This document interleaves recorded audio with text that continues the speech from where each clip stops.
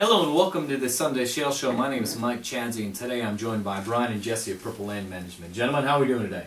Good. How are you? I'm doing fine. Thanks for having us out today. Give me a quick synopsis of who you are and how Purple got started. We're the founders of Purple Land Management. Bryan acts still as CEO of the company and I'm the president. Okay. We started in the Barnett Shale.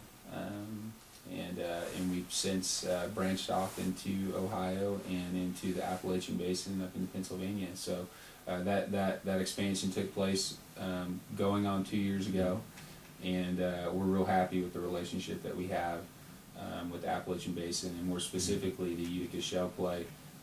It was a strategic move on behalf of the company to move up here, and now we're have almost 75% of our company focused on this area. Right over here, okay. So, well, I know you guys are football guys, so if you compared the Utica play to a football game, what part of the football game are we in? We early, halftime, wrapping up, just getting started? We're not at my part of the game. We're not punting yet. Well, that's good. A lot of analogies saying, that we're just getting started. I mean, is that something you share that perspective as well too? Absolutely. I think we're getting towards middle to the end of the first quarter, and you're just now starting to see some teams are showing their colors, showing their hand a little bit now, and the game's starting to play itself out. But it's still very early. It's still very, very early. Can you talk a little bit about the operations you have in Ohio? Where are you based? How many employees? What do they do? Give me a quick sense of your operations there. Sure. I think we have about 75 guys here in Canton, Ohio, and all locals. That was very important to us. Before we actually opened up this office, we established relationships with some of the local colleges, Kent State, Cleveland State, University of Akron, Case Western. We thought it was important to be long-term sustainable. You have to have local ties and strong local workers that care about where they live.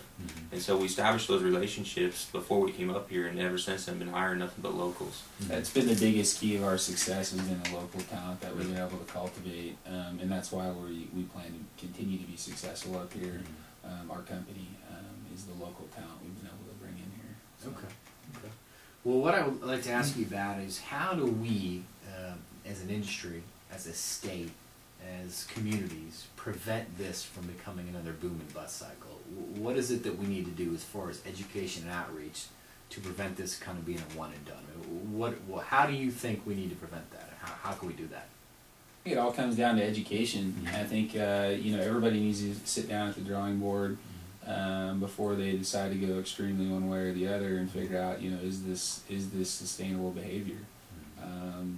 Is letting bonus prices increase upwards of, into the thousands of dollars per acre, is that sustainable behavior, or is that just advantageous towards, shareholders are happy, these EMPs are happy, and we're going out there and gathering acreage, but what is going to keep the companies out here operating over the long haul? And what I think it takes a community effort. It takes to sit down and educate the people of the community and making sure that we're being smart about this and we're not trying to exploit this and on every level. So essentially, we can't be looking at this good deal and thinking, how can we make it great? You look at this good deal and say, how can we make this good deal last? And that involves community members working with companies, working with government to make it something that's long-term sustainable and fair to all parties involved. Like a partnership. I mean, yes, you say it's mutually agreeable, where both the community, the individual landowners or landowner, and you guys and the producer. I mean, everybody's kind of getting along, moving that ball down the field, so that we can really keep this thing going. And that's where we get the economic bang from this. Is if this isn't just a 1 or a 5 or 10 year process, is we're doing this for 30 to 60 years. I mean, this would be huge for Eastern Ohio if we can keep this economic engine really running.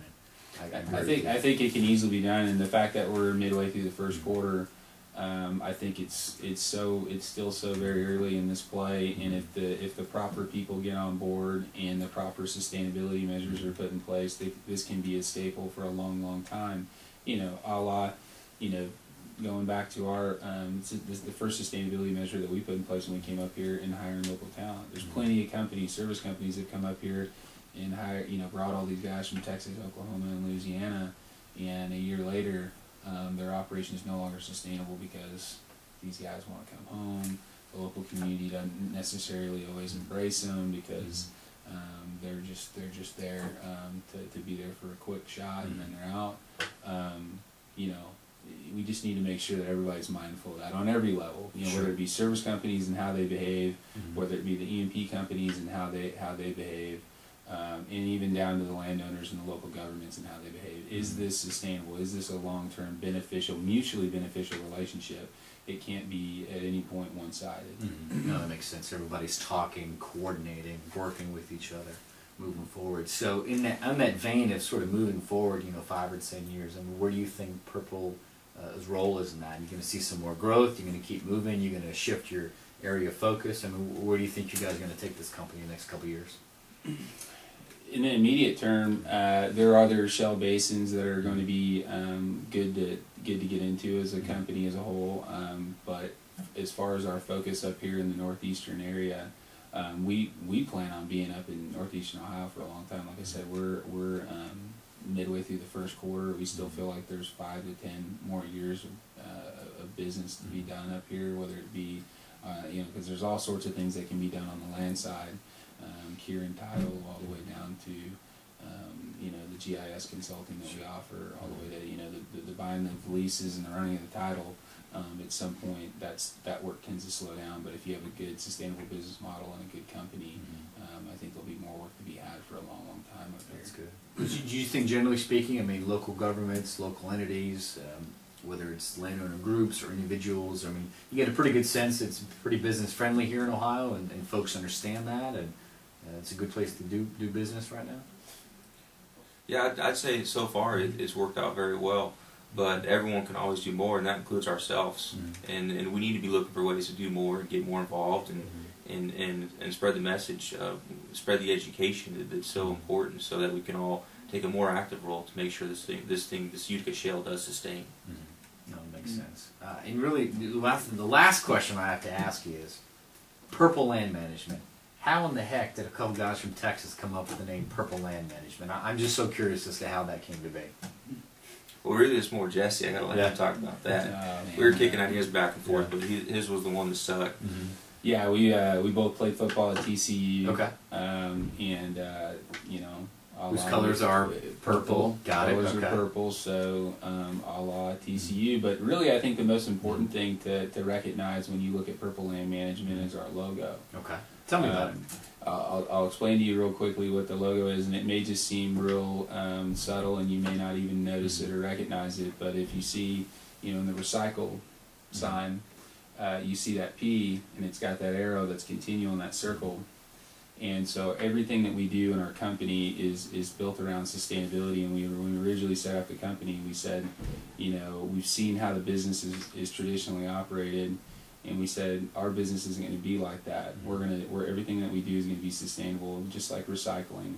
You know, hey, if you put back in and you do stuff that's not necessarily for you, but it's good long term, and it's good sustainable behavior. So our logo really stands behind who we are and what we do. Practice what you preach. That's it. That makes a lot of sense. So how does somebody get a hold of it? Maybe they're looking for an opportunity to lease, or maybe looking for a job, or want to get a hold of you. Do you have a website or a phone number that maybe we can talk about real quick? Absolutely. Our corporate headquarters in Fort Worth, you can call us there. We have our regional office here in Canton, which is our, you know, pretty much our Appalachian headquarters. Okay. Our office is here, but mainly just go on our website and you'll find all that information, www.purplelandmgmt.com. Okay. Find all the information. If you want to find it, you know, apply for a job, contact us. All the information's right there. Okay. Well, gentlemen, thank you very much for explaining a little bit about who you are, what you do, and really the bigger reason is why you do it. So thanks for being here in Ohio, and thanks for helping keeping this Utica blend moving. So thank you very much. Absolutely. Thank you. For more information, visit us at eiddohio.org.